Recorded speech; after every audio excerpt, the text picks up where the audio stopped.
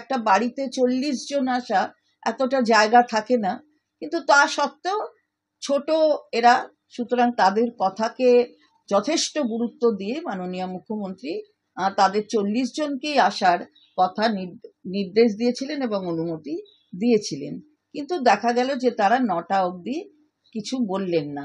যখন মাননীয় মুখ্যমন্ত্রী 9টা অবধি অপেক্ষা করলেন, তারপরে সবাই যখন আধিকারিকরা এবং তার সাথে আমিও যখন আমরা বেরোতে যাচ্ছি, ওদের বলে যে আমরা বেরিয়ে যাচ্ছি, তখন ওরা মাননীয় মুখ্যমন্ত্রীর সাথে আলোচনা করবেন বলে বললেন, যে তারা সমস্ত যা যা তাদের প্রিকন্ডিশন ছিল সেই প্রিকন্ডিশনগুলো তারা আর সেগুলোর উপর জোর দিচ্ছেন না, তারা মাননীয় মুখ্যমন্ত্রীর সাথে বসবেন।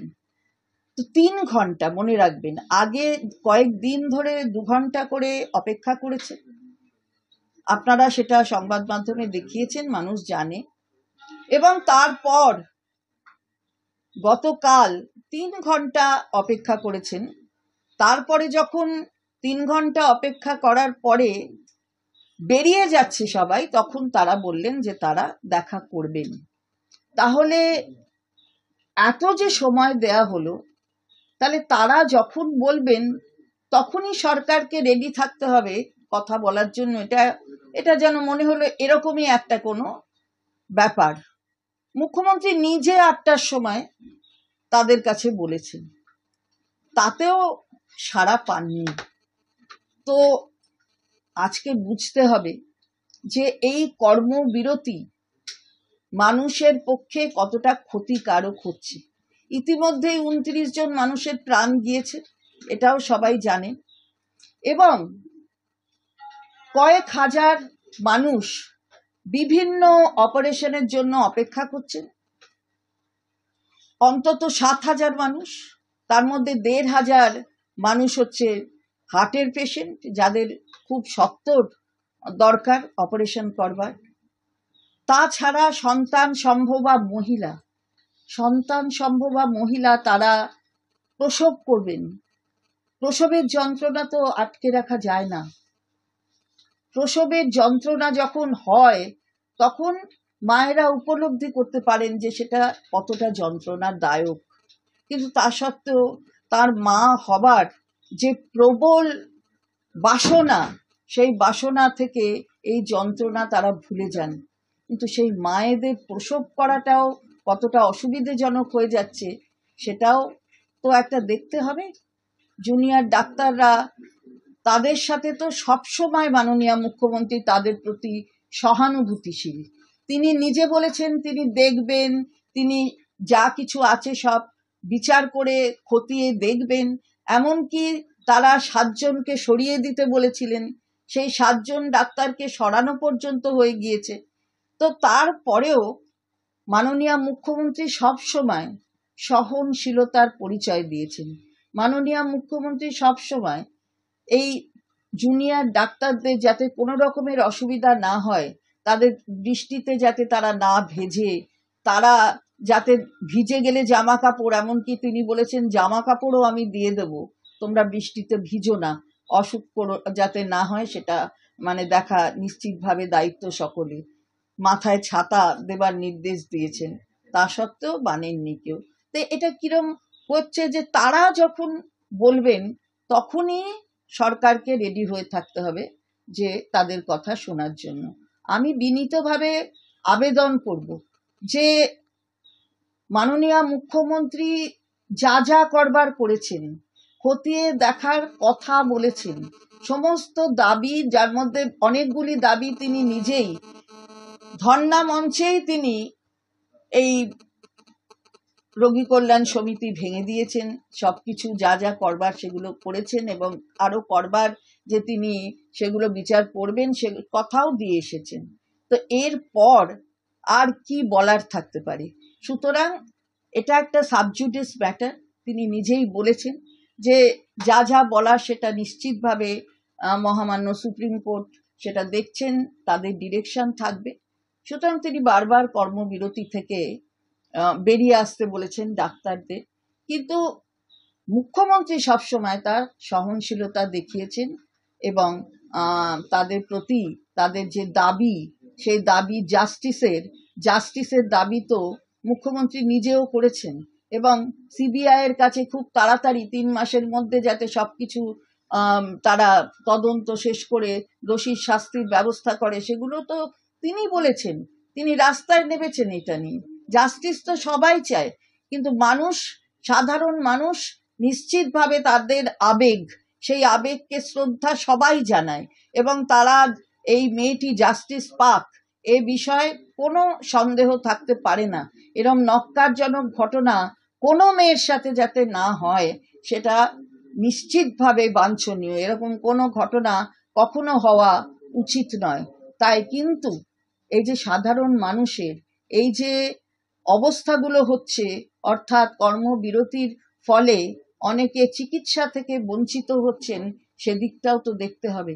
সাধারণ মানুষের এই যে অসুবিধা, সেই অসুবিধার কথাও তো চিন্তা করতে হবে রাজ্য সরকারের পক্ষ থেকে। তাই যা যা করবার মাননীয় মুখ্যমন্ত্রীর নির্দেশে তিনি নিজে মুখ্যমন্ত্রী হিসেবে নয়, দিদি হয়ে সকলের কাছে বলেছেন। সুতরাং এবার কি সিদ্ধান্ত তারা কিভাবে নিয়েছেন, কি ন্যারেটিভ তৈরি করছেন, সেটা তাদের ব্যাপার। এরা ছোট ছেলে, আমাদের মুখ্যমন্ত্রী সবসময় তাদের প্রতি অনেক সফট কর্নার তার, সেটা তার প্রকৃতি বলে, সবাই জানে, সেটা তিনি তার প্রকাশও করেছেন।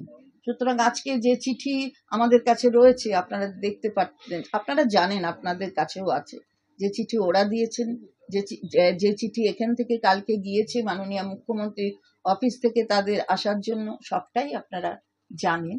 আমার কাছেও সেই চিঠি আছে। তো সেটা আমরা বলবো যে যতটা মাননীয় মুখ্যমন্ত্রীর পড়ার তিনি কিন্তু করেছেন। না, রাজ্য সরকার তো বসে আছে, কিন্তু এমন একটা ব্যাপার হচ্ছে যেন যখন আন্দোলনকারী তাদের আন্দোলনকে সম্পূর্ণভাবে সমর্থন করেছেন মুখ্যমন্ত্রী, কিন্তু তারা যখন বলবেন তখন রাজ্য সরকারকে আসতে হবে, এরকম একটা ন্যারেটিভ তৈরি করা, এটা বোধহয় মানুষের কাছে ঠিক একটা ভালো বার্তা যায় না। কিন্তু রাজ্য সরকার যে সবসময় এই ব্যাপারে সবসময় তাদের সদর্থক পদক্ষেপ নিয়েছেন এবং মাননীয় মুখ্যমন্ত্রী সবসময় তার এই ইতিবাচক ইচ্ছা প্রকাশ করেছেন, সে বিষয় বোধহয় কোথাও কারুর সন্দেহ নেই, জনসাধারণ সেটা নিশ্চিতভাবে বুঝতে পেরেছে। বলছি, আমরা 36 দিন আন্দোলনে আছি, আর রাজ্য সরকার তারা একটু 3 ঘন্টার বেশি বসতে পারলো না, চিকিৎসকরা বলছে। না, এটা কথাটা হয়তো ঠিক নয়, ওরা ছোট তো, নানা রকম ওদের একটা অন্য আবেগের মধ্যে দিয়ে এটা বলেন। ওদের 35 দিন, আজকে 36 দিনের এই যে আন্দোলন, তাকে তো নিশ্চয়ই আমরা এবং বিশেষ করে মাননীয় মুখ্যমন্ত্রী তাদের মানে সেই আন্দোলনকে সমর্থন করেন বলে তো তিনি ধর্ণা মঞ্চে গিয়েছেন। কিন্তু এটাও তো মনে রাখতে হবে যে মাননীয় মুখ্যমন্ত্রী 10 তারিখ অর্থাৎ মঙ্গলবার 2 ঘন্টা বসেছেন, তারপর বুধবার বসেছেন, বৃহস্পতিবার বসেছেন, শুক্রবারে গিয়ে আবার তাদেরকে ডেকেছিলেন, বসেছেন, শনিবারে তাদের বাড়িতে ডেকেছেন, নিজে ধর্ণা মঞ্চে গিয়েছেন। তাই শুধুমাত্র 3 ঘন্টাটাকে বললে কিন্তু সেটা বোধহয় ঠিক হচ্ছে না। ওরা ছোট, তাই জন্য হয়তো এইভাবে বলছে। কর্তব্যরত অবস্থায় পুলিশ কর্তাকে গ্রেফতার করা হলো খুন এবং ধর্ষণের মামলা, এটা কি পুলিশের কাছে কতটা লজ্জা? সিবিআই মামলা দেখছে, সিবিআই যেটা মনে করবে, সুপ্রিম কোর্ট সেটা দেখছে, সেটা সিবিআই সেটা বলবে সুপ্রিম কোর্টের কাছে, এটা নিয়ে আমাদের কিছু বলার নেই। দিদি, আপনি নিজেও বললেন যে পরিষেবা কোথায় কোথায় সমস্যা দেখা যাচ্ছে, তাহলে দিদি এই সমাধান সূত্র কিভাবে বেরোবে? সেটাই তো মাননীয় মুখ্যমন্ত্রী বারবার বলছেন যে কর্মবিরতি না করে কর্মক্ষেত্রে ফিরে আসতে। তো সেটা ওরা কি সিদ্ধান্ত নেবেন সেটা ওদের ব্যাপার।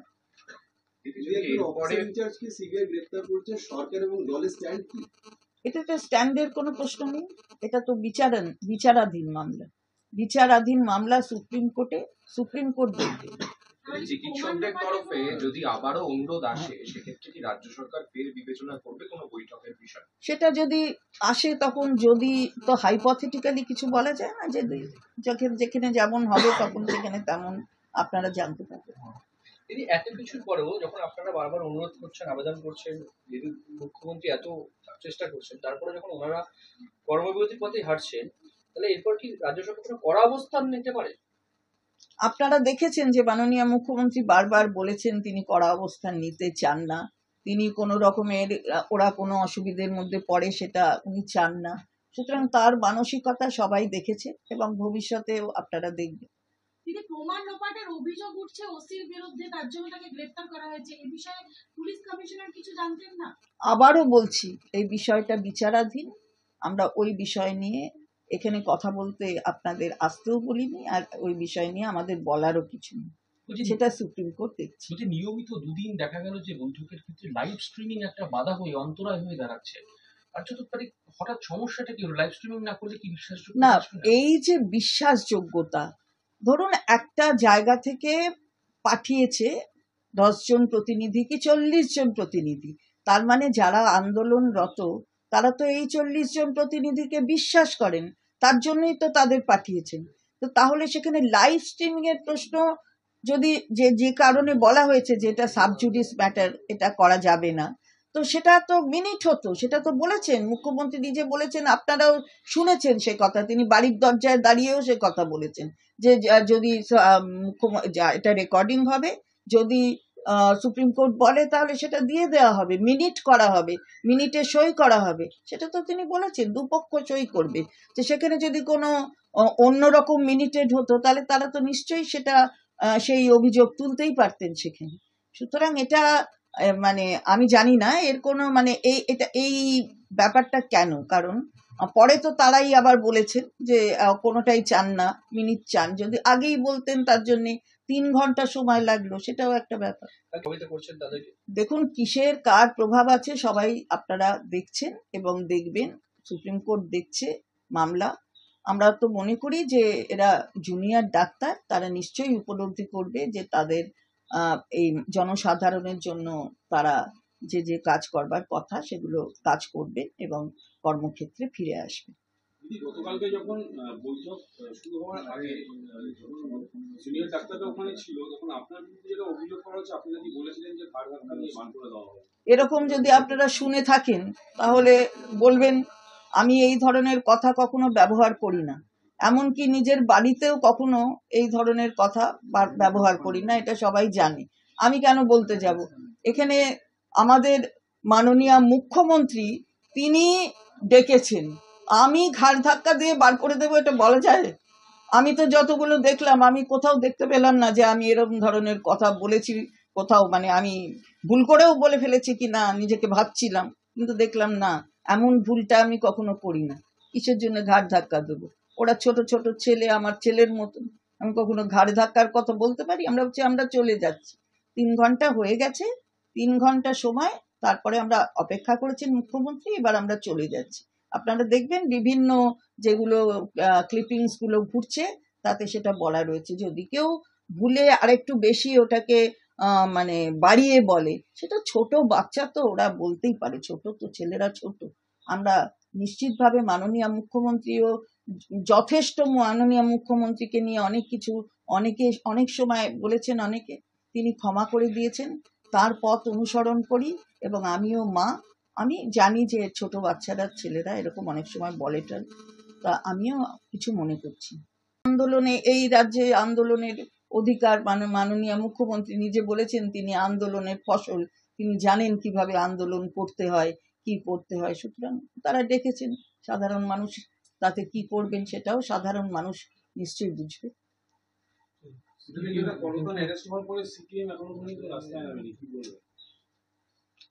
সেটা কি করে বলবো? তারা রাস্তায় নামেনি কেন, কে তাকে ওন করছে, কে তাকে ডিজোন করছে, আমি তো বলতে পারবো না। তদন্ত হচ্ছে, জানতে পারবেন সব। আজকে কয়েকদিন ধরে, অর্থাৎ 9ই অগস্ট যেদিন একটি মেয়ে নির্যাতনের শিকার হয়েছিল এবং খুব নক্কারজনকভাবে এই নির্যাতনের শিকার হয়েছিল এবং তার মৃত্যুও হয়েছিল, সেই 9ই অগস্টের পর থেকে সবাই জানে আজকে যে জুনিয়র ডাক্তাররা তারা আন্দোলন করছে বিভিন্ন ইস্যু নিয়ে এবং তার সাথে কর্মবিরতিও করছে। আমরা রাজ্যের মাননীয় মুখ্যমন্ত্রী তার নির্দেশ মতো রাজ্য সরকারের পক্ষ থেকে বিভিন্ন পদক্ষেপ নেওয়া হয়েছিল, সেটাও সবাই জানেন। এবং তারপর হাইকোর্ট থেকে সুপ্রিম কোর্ট অবধি এই মামলা যায় এবং পুরো তদন্ত এখন সিবিআই এর হাতে। অনেকবার মাননীয় মুখ্যমন্ত্রী নিজে জুনিয়র ডাক্তারদের এই কর্মবিরতি থেকে বিরত থেকে তাদের কাজে ফেরার জন্য আবেদন জানান। আপনারা জানেন যে 10 তারিখেও মাননীয় মুখ্যমন্ত্রী 2 ঘন্টা অপেক্ষা করেছিলেন, 11 তারিখেও 2 ঘন্টা অপেক্ষা করেছিলেন, 12 তারিখেও 2 ঘন্টা অপেক্ষা করেছিলেন, 13 তারিখে অর্থাৎ 13 তারিখেও মাননীয় মুখ্যমন্ত্রীর পক্ষ থেকে জুনিয়র ডাক্তারদের কথা শোনার জন্য এই অপেক্ষা হয়েছিল। গতকাল অর্থাৎ 14 তারিখ আপনারা জানেন যে সবাই যখন ধর্ণা মঞ্চে জুনিয়র ডাক্তাররা, তখন মাননীয় মুখ্যমন্ত্রী সেই ধর্ণা মঞ্চে যান। তিনি মুখ্যমন্ত্রী হিসাবে নন, দিদি হিসাবে সকলের কাছে অনুরোধ করেন যে তাদের যা যা দাবি তিনি খতিয়ে দেখবেন এবং তারা বিচার পাবে। তারা যে দাবিগুলো করছে সেই দাবিগুলো নিয়ে তিনি খতিয়ে দেখবেন এবং তিনি নিশ্চিত করেছিলেন যে বিচার পাবে। এবং আপনারা দেখেছেন যে তাদের বলেছেন যে এরকম কষ্ট তোমরা করছো, তোমাদের বয়স কম, আমি চাই না যে কেউ অসুস্থ হও। এবং সেখানে দাঁড়িয়েই বেশ কটা দাবি তিনি মেনে নিয়েছিলেন, তিনি ঘোষণা করেছিলেন। যেমন রোগী কল্যাণ সমিতি সম্পর্কে তিনি বলেছেন যে সব সমিতিগুলোই ভেঙে দেওয়া হলো এবং পড়ুয়ারাও এই সমিতির সদস্য হবেন।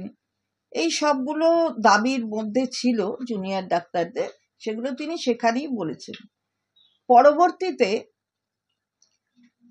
জুনিয়র ডাক্তারদের পক্ষ থেকে একটি চিঠি আসে মাননীয় মুখ্যমন্ত্রীকে উদ্দেশ্য করে লেখা, যে তারা তার সাথে দেখা করতে যায়। আগে তো আমি বলেছি যে অপেক্ষারত ছিলেন মাননীয় মুখ্যমন্ত্রী, কিন্তু এই কয়েকদিন ধরেই কেউ দেখা করতে আসেনি। তো তারপর মাননীয় মুখ্যমন্ত্রীর বলার পরে এই চিঠি আসে ডাক্তারদের পক্ষ থেকে, জুনিয়র ডাক্তারদের পক্ষ থেকে, এবং সাথে সাথেই প্রায় বলা যায় যে মাননীয় মুখ্যমন্ত্রীর পক্ষ থেকে একটি উত্তর যায় যে কালীঘাটে তার বাসস্থানে যাতে জুনিয়র ডাক্তাররা 6টার সময় আসেন, সন্ধ্যা 6টায়।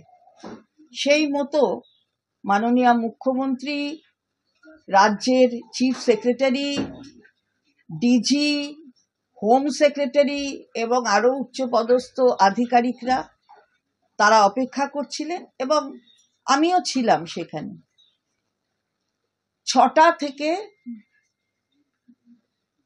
তাদের এই যে আসতে বলা, সেই থেকে তারা আসলেন এবং টানাপোড়েন চলল 9টা অবধি। মাননীয় মুখ্যমন্ত্রী অপেক্ষা করলেন 6টা থেকে 9টা, অর্থাৎ 3 ঘন্টা অপেক্ষা করলেন। খুব বৃষ্টি, বাইরে খুব বৃষ্টি পড়ছে জোরে, এবং মাননীয় মুখ্যমন্ত্রী যাতে কেউ না ভেজে তার জন্য পুলিশকে নির্দেশ দিয়েছেন যে তাদের মাথায় যেন ছাতা ধরে, তাদের যেন ভিজতে না হয়। আজকে একটি সংবাদপত্রে সেই ছবিও আছে, দেখবে যে পুলিশ ধরে আছে, তাদের মাথায় ছাতা ধরে আছে যাতে তারা না ভেজে।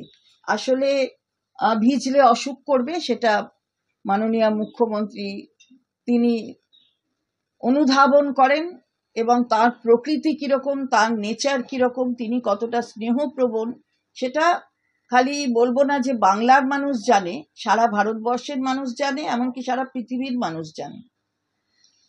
8টা নাগাদ মাননীয় মুখ্যমন্ত্রী তিনি নিজে বেরিয়ে এসেছেন এবং তার বাড়ির দরজার সামনে তখন তিনি নিজেও হাত জোর করে বলেছেন যে আসুন কথা বলুন, যদি কথা বলতে নাও চান, আলোচনা না চান, তাহলে এক কাপ চা খেয়ে চলে যাবেন। কিন্তু 8টার পরেও 9টা অবধি কেউ কিছু তার উত্তরে বলেননি। অর্থাৎ তারা কিসের আলোচনা করছিলেন, কেন বললেন না, সেটা হয়তো তারা বলবেন যে কেন তারা 6টা থেকে 9টার মধ্যে তাদের সুবিধা হলো না দেখা করার।